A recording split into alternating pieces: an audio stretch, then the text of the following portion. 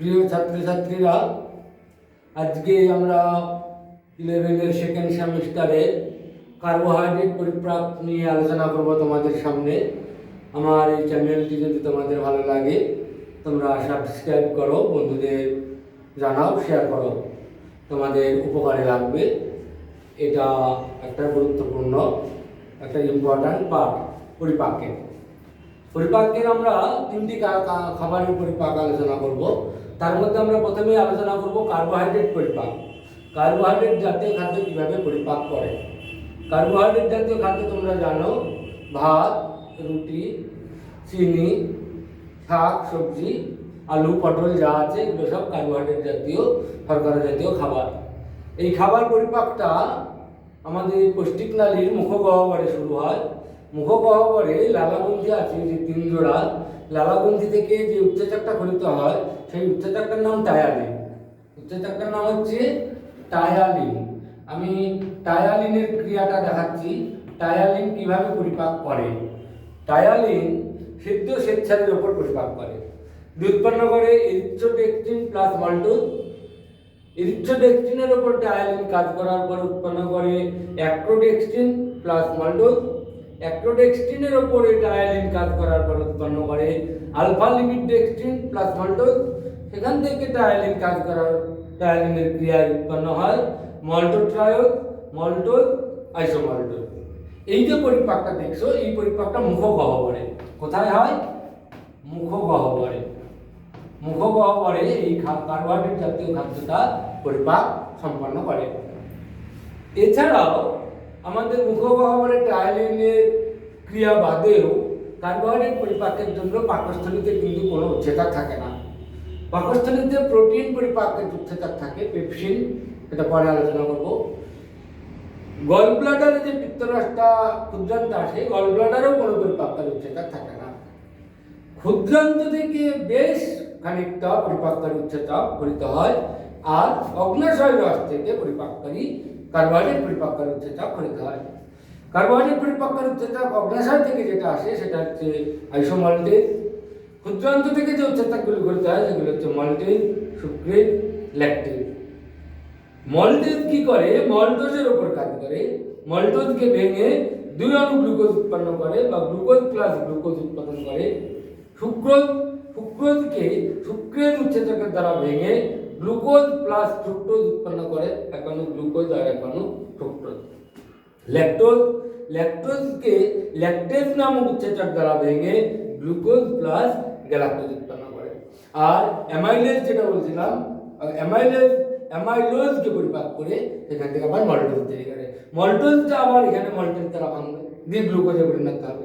এই গ্লুকোজটা হচ্ছে কার্বোহাইড্রেটের সরল খাদ্য। এই সরল খাদ্য ক্ষুদ্রান্তের ভিড়ি দ্বারা শোষিত হয়, পোর্টাল সংবহনের মাধ্যমে দেহের বিভিন্ন অংশে পৌঁছায় এই সরল খাদ্য গ্লুকোজ। এটা হচ্ছে কার্বোহাইড্রেট পরিপাকের অংশ। কার্বোহাইড্রেট পরিপাক এইভাবে সম্পন্ন হয়। এরপরে যেটা হচ্ছে প্রোটিন পরিপাক। প্রোটিন পরিপাকের ক্ষেত্রে একই রকম ভাবে আমরা যদি আলোচনা করি, প্রোটিন পরিপাকটা মুখগহ্বরে হয় না। প্রোটিন পরিপাকটা শুরু করে পাকস্থলী থেকে। আমরা প্রোটিন পরিপাকের ক্ষেত্রে পাকস্থলীতে আমরা বলেছিলাম যে পেপসিন থাকে প্রোটিন পরিপাকের জন্য। প্রোটিন পরিপাক পেপসিনটা পেপসিনোজেন হিসাবে নিষ্ক্রিয় হিসাবে গঠিত হয়। হাইড্রোক্লোরিক অ্যাসিডের উপস্থিতিতে পেপসিনোজেনটা সক্রিয় পেপসিনে পরিণত হয়। পেপসিন পেপটিক কোষ থেকে গঠিত হয় পাকস্থলী। এই পেপসিনের ক্রিয়াটা হচ্ছে প্রোটিনের ওপর কাজ করে, অ্যাসিড মেটা প্রোটিন উৎপন্ন করে, তারপরে প্রাইমারি প্রোটিওজ, তারপরে সেকেন্ডারি প্রোটিওজ, তারপরে পেপটন পেপটাইড। এটা পেপসিনের কাজ প্রোটিনের ওপর। এরপরে একটা আছে প্রোটিন পরিপাককারী উৎসেচক ট্রিপসিন। ট্রিপসিনটা আবার তোমার অগ্নাশয় থেকে গঠিত হয়। অগ্নাশয় থেকে গঠিত হয় যেটা, এটা ট্রিপসিনোজেন। ট্রিপসিনোজেনকে সক্রিয় ট্রিপসিনে পরিণত করে এন্টারোকাইনেজ। ট্রিপসিনের কাজটা কি? ট্রিপসিনের কাজটা হচ্ছে প্রোটিনটাকে ক্ষারীয় মেটা প্রোটিনে পরিণত করে, তারপরে primary proteose, secondary proteose, peptone peptide, lower peptide. এই লোয়ার পেপটাইড পর্যন্ত ট্রিপসিন আসে। এবার তোমাদের মনে হবে যে লোয়ার পেপটাইড বা পেপটাইডগুলোকে অ্যামাইনো অ্যাসিডের প্রোটিনের যে সরল খাদ্য কে পরিণত করবে? ইরিপসিন বলে একটা উৎসেচক খরিত হয়।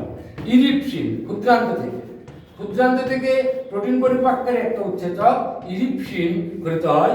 ইরিপসিনটা লোয়ার পেপটাইডকে অ্যামাইনো অ্যাসিডে পরিণত করে। লোয়ার পেপটাইড যেটা থাকে, যেটাতে প্রোটিন ভেঙে, লোয়ার পেপটাইড থেকে অ্যামাইনো অ্যাসিডে পরিণত হয়। অ্যামাইনো অ্যাসিড দিয়ে সরল খাদ্য, এইটা আবার ক্ষুদ্রান্ত ভিড় দ্বারা শোষিত হবে। তাহলে লোয়ার পেপটাইডকে ভাঙে থেকে ইরিপসিন। এছাড়াও আরো প্রোটিন ভঙ্গনকারী উৎসেচক আছে, যেমন তোমার নিউক্লিওটাইডকে ভাঙছে, নিউক্লিওসাইড উৎপন্ন করবে। নিউক্লিওসাইডকে ভাঙছে, ভেঙে নাইট্রোজেন বেস উৎপন্ন করছে। আবার ইলাস্টেজ নামক একটা উৎসেচক ইলাস্টিনকে ভাঙছে, ভেঙে লোয়ার পেপটাইড তৈরি করছে। কোলাজিনেজ নামক যে উৎসেচক কোলাজিন নামক প্রোটিনটাকে ভাঙছে, ভেঙে লোয়ার পেপটাইড তৈরি করছে। লোয়ার পেপটাইডটা ক্ষুদ্রান্ত ইরিপসিন দ্বারা অ্যামাইনো অ্যাসিডে পরিণত হচ্ছে। তাহলে প্রোটিন ভঙ্গনকারী উৎসেচকগুলো একসঙ্গে পরপর লিখতে হবে, যাদেরকে বলা হচ্ছে প্রোটিওলাইটিক উৎসেচক বা এনজাইম। কার্বোহাইড্রেট পরিপাককারী উৎসেচকটাকে বলছে অ্যামাইলোলাইটিক এনজাইম, আর একটা আছে লাইপোলাইটিক এনজাইম। লাইপোলাইটিক এনজাইম লিপিডকে ভেঙে যেটা উৎপন্ন করে লাইপেজ উৎসেচকের দ্বারা। লাইপেজ উৎসেচক লিপিডকে ভাঙে দিয়ে ফ্যাটি অ্যাসিড আর গ্লিসারল উৎপন্ন করে। ফ্যাটি অ্যাসিড এবং গ্লিসারল উৎপন্ন করে লিপিডটা ভেঙে। এটা একটাই কাজ, একটাই উৎসেচক আছে লাইপেজ,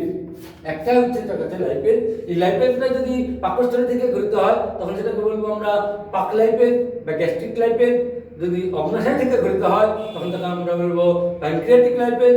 যদি ক্ষুদ্রান্ত থেকে গঠিত হয় তখন আমরা বলবো ইন্টেস্টিনাল লাইপেজ। একটাই লাইপেজ, তিনটে জায়গা থেকে গঠিত হয়, লিপিডকে ভাঙে ফ্যাটি অ্যাসিড এবং গ্লিসারল উৎপন্ন হয়। এইটা হচ্ছে পূর্ণাঙ্গ একটা খাবারের পরিপাকের পদ্ধতি, কার্বোহাইড্রেট, প্রোটিন ও ফ্যাট। ধন্যবাদ, থ্যাংক ইউ সকলকে।